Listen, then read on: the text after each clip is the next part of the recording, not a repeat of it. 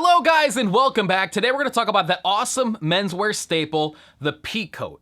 And like most styles that have been around for a long time, it has its origins in military wear.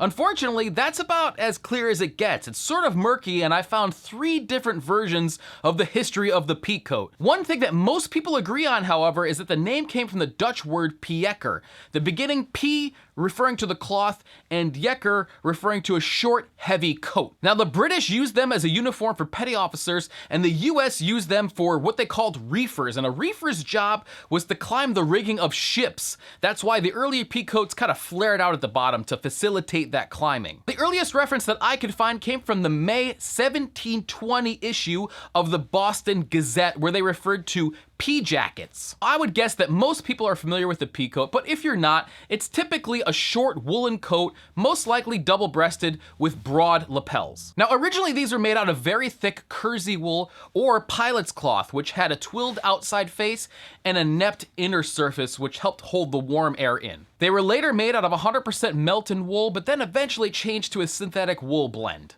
Another Peacoat characteristic is the big buttons. Now, sometimes you'll find these made out of plastic, sometimes you'll find them made out of wood or metal. It all kind of depends on what the origin of that piece is.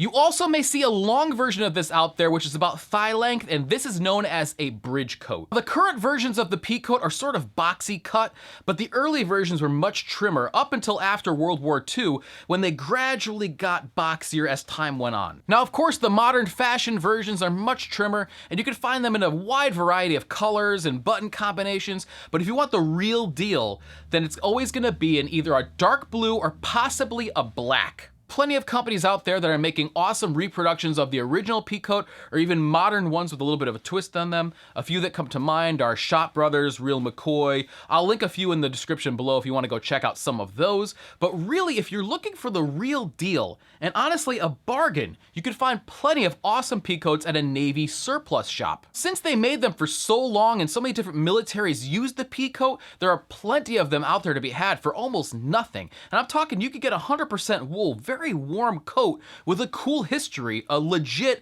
military history for next to nothing. That's the way to go if it was me spending my money. Figuring out what era your coat came from can be sort of tricky, and I found a great article over at the Fedora Lounge which really goes in depth on how to date Peacoats, but here's a really kind of high level, sort of high speed version of it. Now, in my opinion, the coolest one of all, and so of course, you know, they're the most expensive and the most rare, is the World War I version. Now, these had 10 buttons in front. Most likely you're used to seeing 6 buttons up front.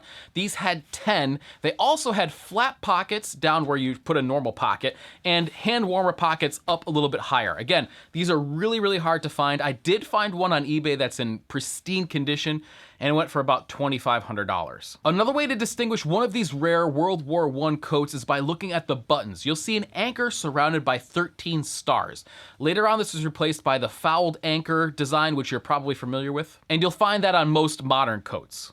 The World War II versions got rid of the flat pockets down low, and they moved the hand warmer pockets slightly lower on the torso. They also changed out the early 13-star buttons for the more common fouled anchor design. After World War II, you'll commonly see either 8 or 6 buttons in the front, and in 1968, they changed the lining on the hand warmer pockets from corduroy to cotton. Now, you can also find the Peacoat in popular culture. My favorite reference, however, is the Boondock Saints, where the 2 brothers wear their Peacoats as they go around kind of doling out vigilante justice. It's a really cool movie, sort of a cult classic, so go check it out. So what do you guys think of the Peacoat? Have you bought one? Was one handed down to you from your grandfather? I'd love to know your story. They look good on basically anybody as long as you nail the fit, and they can be had for a song and dance. 100% wool coat with a badass history that's really timeless. You could go check your surplus shops and probably have a whole bunch there to choose from. So I strongly suggest picking up a Peacoat for yourself.